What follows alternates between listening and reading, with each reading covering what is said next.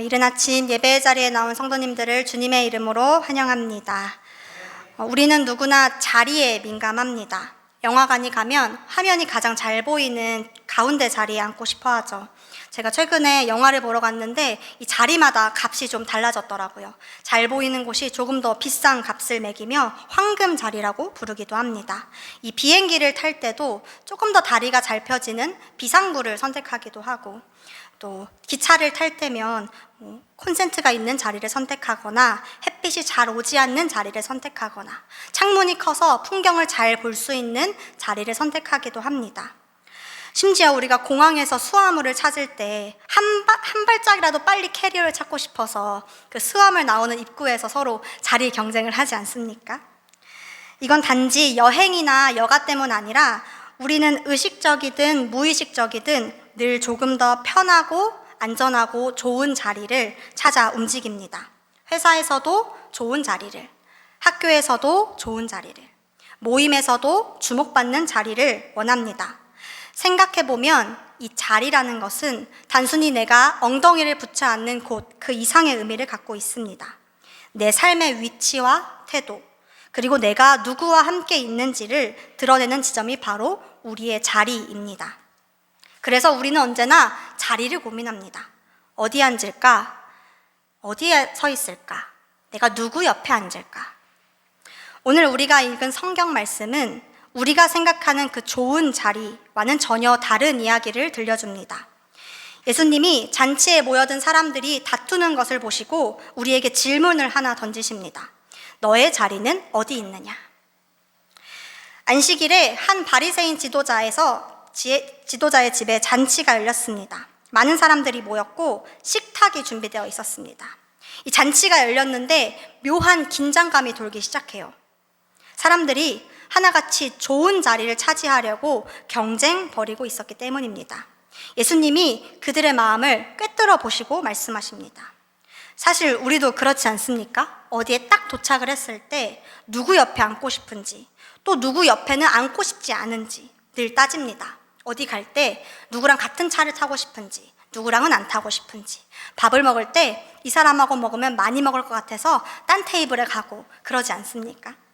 단순히 어떤 개인적인 호불호 때문에 자리를 피하기도 하지만 이 사람 옆에 서야 내 체면이 좀 서지 않을까? 지금 이 자리에 앉는 게 내게 조금 더 사회적으로 유리하지 않을까? 이런저런 계산을 하면서 자리를 탐색합니다. 그 당시 잔치에 온 사람들도 마찬가지였습니다. 이 주인 가까운 자리에 앉으면 조금 더 시선을 받을 수 있었겠죠. 체면도 서고 혹시 주인이 주는 좋은 콩고물 하나 떨어지지 않을까 기대하며 주인 옆에 앉기를 기웃기웃 거립니다. 좋은 자리에 앉고 싶어 했던 것이죠. 바로 그때 예수님께서 말씀하십니다. 너희가 자리를 선택하거든 높은 자리에 앉지 말고 맨 끝자리에 앉아라. 사람들이 가장 앉고 싶어 하지 않는 자리, 피하는 자리에 앉아라. 그러면 주인이 와서 친구여 위로 올라와 앉으라 할 것이다. 그때 영광을 얻을 것이다. 우리가 아무리 눈치 싸움하고 이 사람 저 사람 재고 계산을 해서 좋은 자리를 차지한다고 해도 그것은 결국 아무 의미가 없다는 것입니다. 자리의 가치를 결정하는 것은 내가 아니라 하나님이시기 때문입니다. 사람들이 주인 옆에 앉아야 영광을 얻을 것이라고 생각하지만 진정한 영광과 높임은 내 욕심이 아니라 하나님의 손길에서 시작된다는 것을 예수께서 말씀하고 계십니다.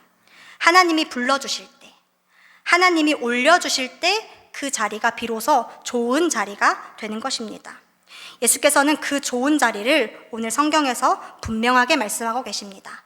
맨 끝자리, 사람들이 꺼리고 피하고 앉기 싫어하는 바로 그 자리 말입니다.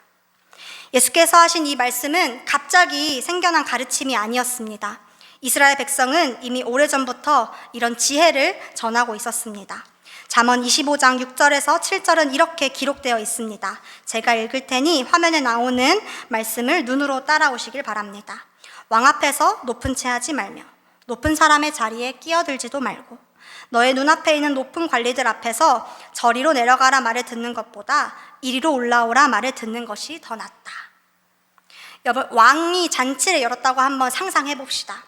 왕 앞에서 스스로 가장 좋은 자리에 덥석 앉았다가 왕이 오더니 거기는 너 자리가 아니야 라고 말하면 얼마나 창피하겠습니까?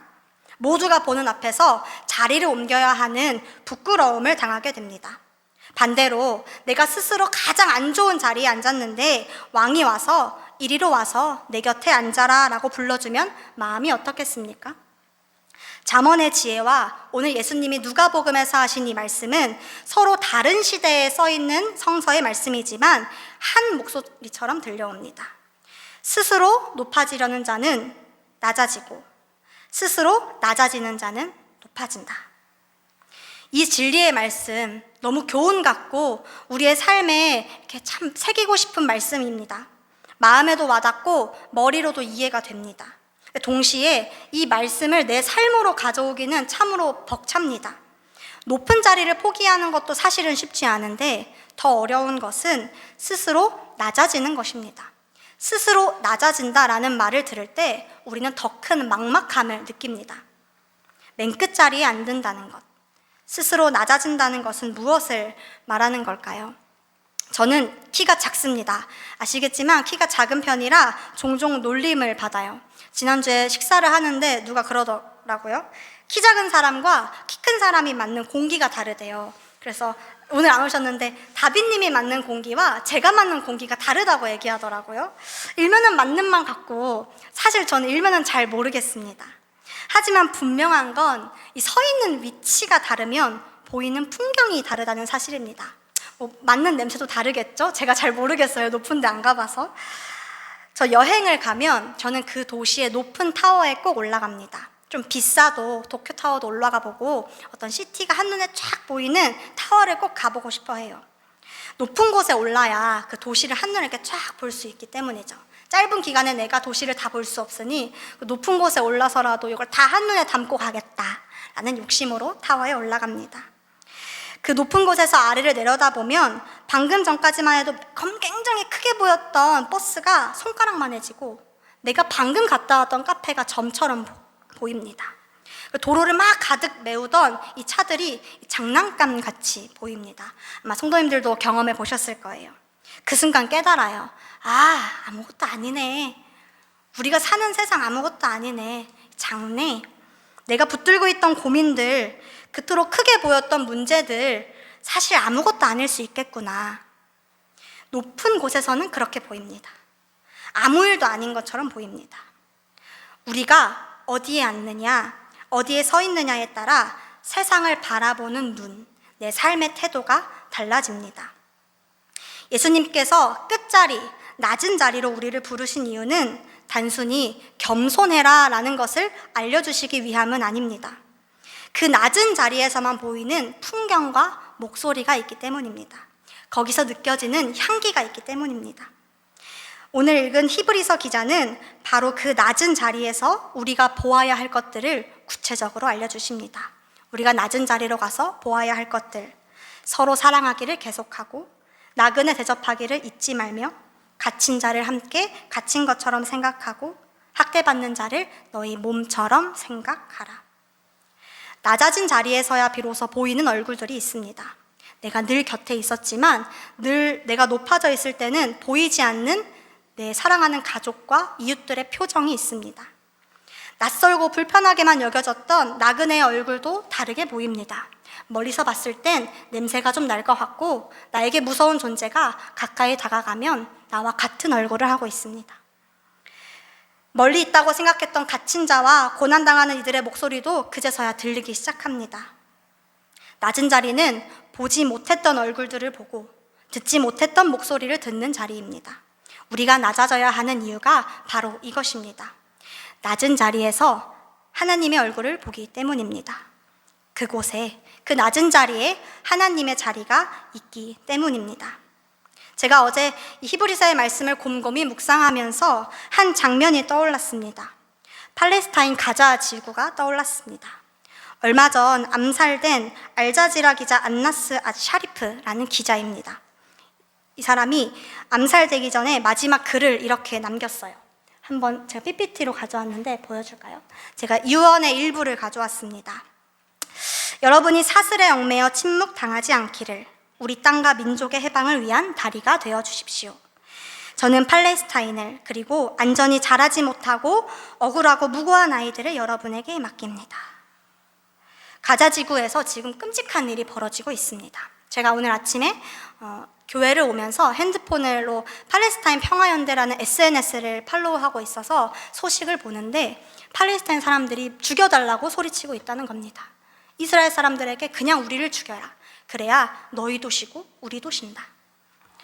끔찍한 영상들이 매일 올라옵니다. 한 번은 팔로우를 취소했고 다시 했어요. 아이들이 음식을 가지고 가는데 폭격이 날아오는 겁니다. 사랑하는 가족의 이 시신을 수습하는 순간에 총탄이 날아듭니다. 세상에 무관심으로 어두워진 팔레스타인 가자시티에서 지금 집단 학살이 벌어지고 있습니다. 멀리 떨어진 땅에서, 내가 한 번도 안 밟아본 땅에서 벌어지는 학살. 내가 굳이 SNS를 팔로우하지 않으면, 내가 굳이 뉴스 한 번을 열어보지 않으면 사실은 모를 수 있는 그 시간, 모른 채 지날 수 있습니다. 그러나 오늘 말씀은 우리에게 단호히 말합니다. 낮아진 자리에서 그 얼굴을 마주해라. 나그네의 얼굴을, 고통받는 이들의 목소리를, 학대받는 이들의 시간을 외면하지 말라는 것입니다. 그렇다면 우리가 이 낮아진 자리에서 그 얼굴들을 맞이했을 때 주님은 우리에게 무엇을 하라고 하실까요? 낮아졌고 마주했을 때 주님이 우리에게 원하시는 것은 바로 이 말씀입니다. 예수님께서 누가복음에서 하신 말씀은 하나는 잔치에 참여한 손님들에게 하신 말씀이고요. 또 하나는 잔치를 연 주인에게 이와 같은 말씀을 하십니다. 누가복음 14장 12절에서 13절 말씀을 함께 읽도록 하겠습니다. 시작. 내가 점심이나 만찬을 베풀 때에 내 친구나 내 형제나 내 친척이나 부유한 이웃 사람들을 부르지 말아라. 그렇게 하면 그들도 너를 도로 초대하여 내게 되갚아 내 은공이 없어질 것이다. 잔치를 베풀 때에는 가난한 사람들과 지체에 장애가 있는 사람들과 다리 저는 사람들과 눈먼 사람들을 불러라. 잔치는 단순히 식사를 나누는 자리가 아니죠. 우리가 지금 한국 사회에서 대표하는 잔치는 결혼식 아닙니까? 결혼식에 우리가 밥을 먹으러 가지 않죠. 저 사람이 내 결혼식에 왔으니 내가 저 사람의 결혼식 가고, 내가 축임을 보냈으니 가고 안 가고. 관계를 나누는 곳이 잔치입니다. 관계를 맺고 내 사회적 신분을 드러내고 어떤 유익과 이익을 주고받는 자리. 그래서 사람들이 잔치를 열 때 늘 생각하는 게 나중에 나를 다시 불러줄 사람을 초대합니다. 당신의 잔치에 나를 초대해 줄 사람을 내 잔치에 초대해요. 내가 당신을 불렀으니 당신도 나를 불러주어라 라는 이 암묵적인 룰을 가지고 잔치를 엽니다. 서로의 체면을 세워주고 이익을 보장받는 것이 잔치의 관습입니다. 그런데 예수께서 오늘 이 누가복음 12장 12절 13절의 말씀을 가지고 우리의 그 모든 계산을 무너뜨리셨습니다. 갚을 수 있는 사람을 부르는 게 아니라 갚을 수 없는 사람을 부르는 것이 잔치라는 것을 오늘 우리에게 말씀하십니다. 나에게 도움이 되는 사람, 나에게 좀 이익이 되는 상황을 곁에 두려고 하지만 예수께서는 갚음으로 돌아오지 않는 그 가난한 사람들과 함께하는 식탁이 곧 하나님 나라의 식탁이라고 말씀하십니다. 우리가 되돌려 받을 수 없기 때문에 그 순간 베품이 온전한 잔치가 되는 것이죠. 우리의 잔치 자리가, 여러분이 혹시 여는 그 잔치의 자리가, 내 마음의 잔치 자리가 나그네와 갇혀있는 사람들과 학대당하는 이들, 그리고 팔레스타인 가자 지구에서 고통받는 우리 이웃들을 초대하는 그 잔치 자리가 되길 간절히 소망합니다. 우리의 매일매일은 자리 차지하기 싸움입니다. 있는 자리 빼앗기기도 싫고 저 옆자리로 이동하고 싶고 높은 자리로 가고 싶어 합니다. 그래서 우리의 욕심은 끝없이 그 자리를 평가하고 계산합니다. 그러나 우리가 오늘 말씀을 들었으니 우리가 분명히 알아야 하는 것은 자리에 가치를 부여하시는 분은 우리가 아니라 바로 하나님이십니다. 사람들은 주인 옆에 앉아야 영광을 받는다고 생각합니다. 그러나 예수께서는 오늘 가장 가치 있는 자리를 끝자리, 낮은 자리라고 말씀하셨습니다. 외면하는 자리, 잘 보이지 않는 자리, 조금 더러운 자리. 그 자리에 하나님의 영광이 임하신다는 것입니다. 그러므로 우리가 머물러야 할 자리는 주인의 옆자리가 아닙니다. 하나님께서 불러주신 자리, 낮아져서 형제의 얼굴을 보고 나그네를 환대하며 갇힌 자의 고통을 함께 짊어지는 그 자리입니다. 그 자리에서 우리는 하나님 나라의 잔치를 분명 맛보게 될 것입니다. 사랑하는 선한이웃교회 성도 여러분, 우리의 욕심이 아니라 하나님의 손길이 우리의 자리를 가치 있게 합니다. 오늘 주님께서 밝히 드러내신 자리에 머무는 여러분이 되길 간절히 소망합니다. 우리가 낮아집시다. 우리가 낮아져서 그들을 바라보고 그들의 목소리를 들어봅시다. 그들의 시간을 알고 그들의 눈물을 압시다. 우리가 낮아질 때 그 자리에서 우리가 하나님을 만나게 됩니다. 우리가 낮아지면 하나님께서 친히 말씀하실 것입니다. 위로 올라오라. 그날 우리가 주님께서 주시는 참된 영광과 기쁨을 누리게 될 줄 믿습니다. 잠시 조용히 말씀을 묵상하겠습니다.